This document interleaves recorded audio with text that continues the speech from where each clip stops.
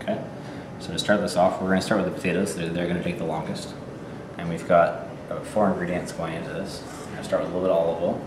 And the olive oil, like I'm commonly telling people, just enough to coat. You're not deep frying, you're not trying to brown the potatoes here, you're just trying to give them a gentle coat, just so they're tossed in their olive oil. We're going to take a little bit of salt, just about a teaspoon of salt. I'm going to sprinkle that on there. About a 1/4 teaspoon of pepper. We've got some fresh dried oregano here. This was dried last summer. The oregano is just going to go like so. Again, just to cover. We're going to toss this up here. It's important to toss the herbs and the seasoning first, because you want to make sure we get an even coating of them. Okay? We're going to take a little bit of flour, and this is what makes it Greek. The Greek add a little bit of flour to their potatoes.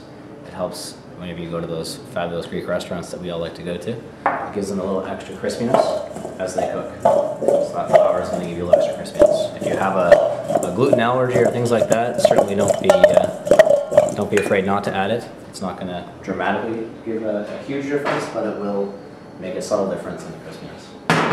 Now we've got a non-stick sheet tray here.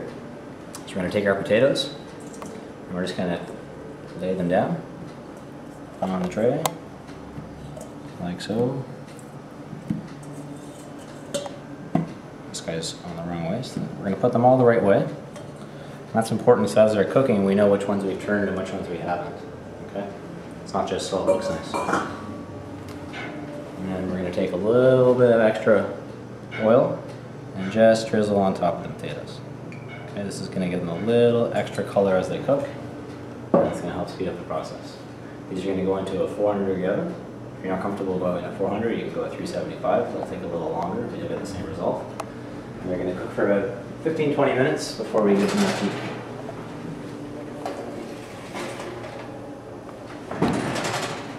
Beautiful. Okay, so our potato timer has gone off.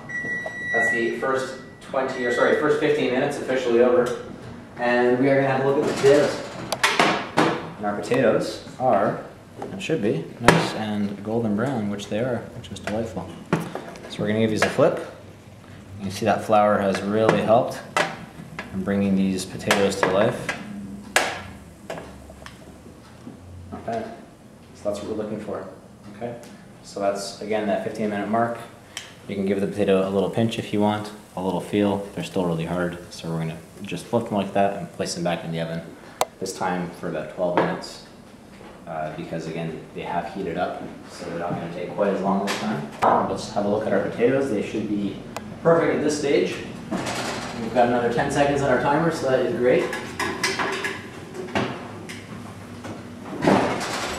One thing I like to do when I cook at home is I always like to start with the starch. I find the general rule for cooking at home is start with the starch. The starch usually takes the longest amount of time. And by the time you finish cooking the starch, everything else is done. So always start with the starch, work around that time. Our potatoes are a wonderful golden brown. They've crisped up. You can see they've actually puffed up here in a couple places. Wonderful.